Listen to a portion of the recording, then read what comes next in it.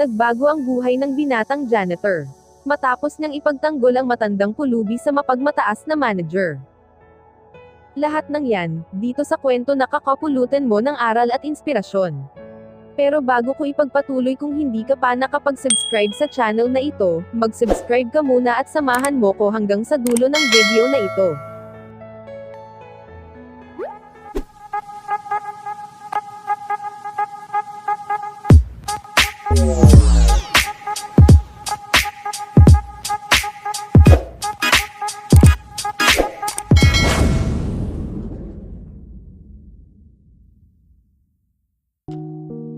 Halos lahat ng mata ay nakatingin sa madumis na matanda habang naglalakad. Dala ang maruming sako sa isang lugar na abala, at nagtataas ang mga gusali. Halata mo sa kanyang itsura, ang pagod, mula sa patuloy na paglalakad. Sa bigat ng kanyang dala, ay wala man lamang nagtangkang tulungan siya, nang siya ay madapa. Nadaanan siya ng binatang si Rio, isang executive sa isang kilalang kumpanya. Mabilis ang lakad nito habang may kausap sa kanyang telepono. Habang sinusundan naman ng janitor, habang dala ang ibang gamit ng Ginoo. Humingi ng tulong ang matandang pulubi kay Rio. Ngunit hindi man lang ito nag-abalang huminto. Iniwas pa nga niya ang parte ng kanyang pantalon, natatama sa balat ng matanda upang hindi ito madumihan. Nang makita ito ni Robert, dali-dali niyang ibinaba ang kanyang mga dala at saka tinulungan ang matanda. Nang mapansin ni Rio ang ginawang ito ng janitor, ay labis ang kanyang galit. Robert, hindi ka talaga nag-iisip, no? Bakit basta mo nalang binaba ang gamit ko dito sa daan? Baka mamaya ay marumihan yan. Ang mahal niyang bag ko. Sabi ko na dapat yung isang janitor na lang ang hiningan ko ng tulong. Galit na sambit ng Ginoo.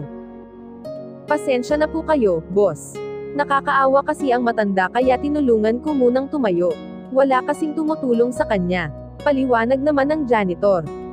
Mas inuna mo pa ang matandang iyon. Mas nakakataas ang posisyon ko sa iyo.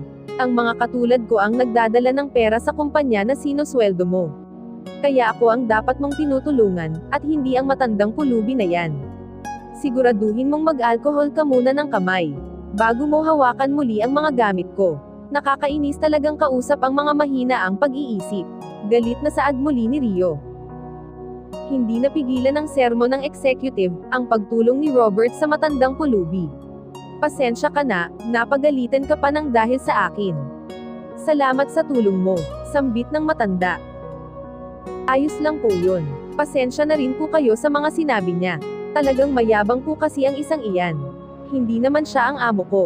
Sa totoo lang naman, ay hindi parte ng trabaho ko ang pagiging alalay niya. Pero wala akong magawa dahil mas mataas ang posisyon niya sa akin. Bulong naman ni Robert. Muling sinigawan ni Rio ang janitor para dalhin na ang kanyang mga gamit. Pagpasok sa opisina, walang katapusang panenermon at pamamahiya ang ginawa nitong si Rio kay Robert. Kaya sinasabi ko sa inyo na mahalagang kumuha kayo ng may pinag-aralan. Kahit pinakamababang posisyon lang, mamahalin ang bag kong iyon. Ilang gamit ko pa lang, tapos ay basta na lang niyang ibinaba sa daan katabi pa ng matandang amoy basura. Palibhas ay hindi alam kung ano ang mamahaling bag sa hindi. Sambit ni Rio sa ibang kasamahan. Bahagyang nanliit ang tingin ni Robert sa kanyang sarili. Ginawa na nga niya ang ipinag-uutos ni Rio. Kahit hindi niya ito trabaho tapos ay nakutsa pa siya. Kinabukasan ay araw ng sweldo. Hindi pa man nahahawakan ni Robert ang kanyang sweldo. Hindi na niya alam kung paano ito hahatiin. Bukod kasi sa gastusin sa bahay, kailangan niyang bayaran ng ilang pagkakautang. Dahil sa pagpapagamot sa kanyang inang may sakit. Hindi naman nawawalan ng pag-asa itong si Robert, na isang araw ay gaganda rin ang buhay ng kanyang pamilya. Habang iniisip ang solusyon sa kanyang problema, ay muling nakita ni Robert ang kaawa-awang matanda. Nakaupo ito sa gilid at halatang hindi pa kumakain. Patuloy ang paglilimos nito, ngunit wala man lang pumapansin sa kanya. Naawa itong si Robert, kaya agad siyang pumunta sa isang malapit na convenience store, para bumili ng tinapay at kape. At sa kanya ito binigay sa kaawa-awang matanda. Maraming salamat sa iyo. Hindi ba't ikaw rin ang binatang tumulong sa akin kahapon? Tunay na mabuti ang iyong kalooban. Saad pa ng matanda. Alam kong nagugutom na kayo. Inumin nyo na ang kape habang mainit pa tatang. Nang mainitan din ang inyong sikmura. Sige po at babalik na ako sa trabaho. Wika naman ni Robert. Pabalik na sa loob ng opisina si Robert. Nang bigla siyang tinawag ni Rio. Hoy, Robert, tingnan mo nga ang ginawa mo rito sa bag ko. Ang laki ng gasgas. Sinabi ko na sa iyo na huwag mong ibaba basta-basta. Napakamahal nitong bag na ito. Bayaran mo ito sa akin. Naggagalaiting sambit pa ng Ginoo. Magagamit mo pa naman yan, sir. Kaunting gasgas lang naman yan. Wika ni Robert. Kaunting gasgas. Napakamahal ng bag na ito at kung may gasgas ay mawawala na ito ng halaga. Bayaran mo sa akin ito. Akin na ang 20,000 piso. Sigaw pa ng executive. Napakalaking halaga naman, sir. Kulang na kulang pa sa sahod ko. Parang awa nyo naman na. Huwag nyo na pong pabayaran yan sa akin. Kailangan ko ng pera para may pagamot ang nanay kung may sakit. Pagmamakaawa pa ng binata. Huwag mo akong artehan dahil hindi yan uubra sa akin. Babayaran mo o ipatatanggal kita sa trabaho.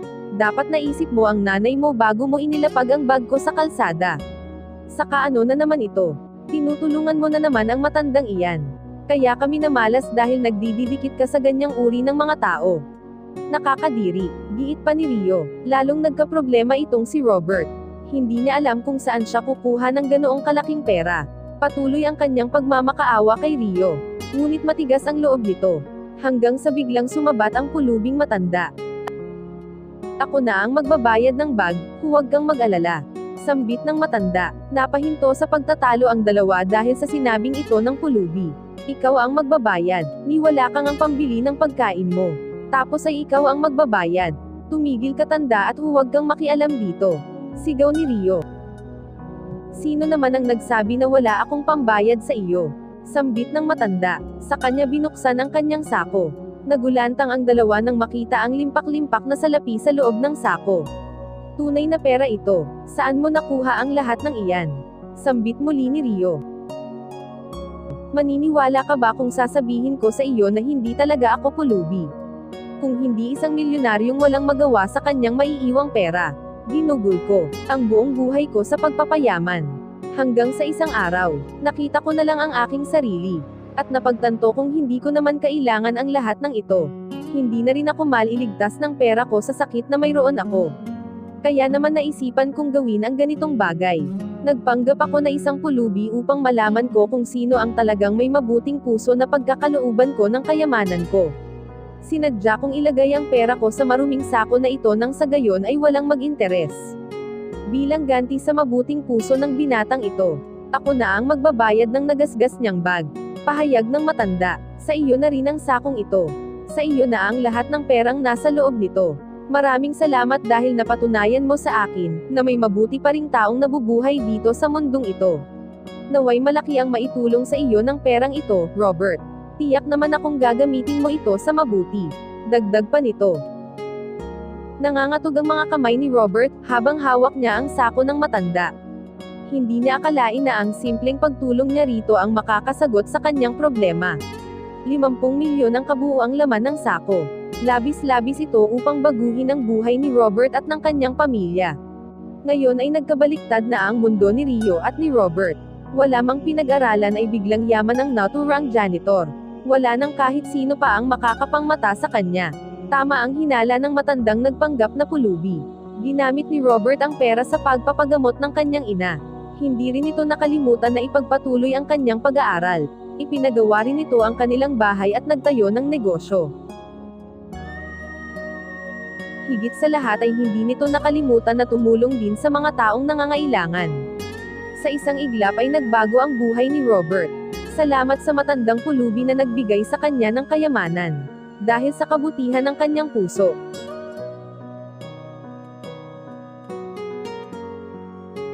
So ano masasabi mo sa kwentong ito? Mag-comment na at sabihin ng iyong opinion. Huwag mo kalimutang mag-subscribe bago ka umalis. Maraming salamat at tinapos mo ang video ko. Muli, ito po si Jen Valdez, signing off.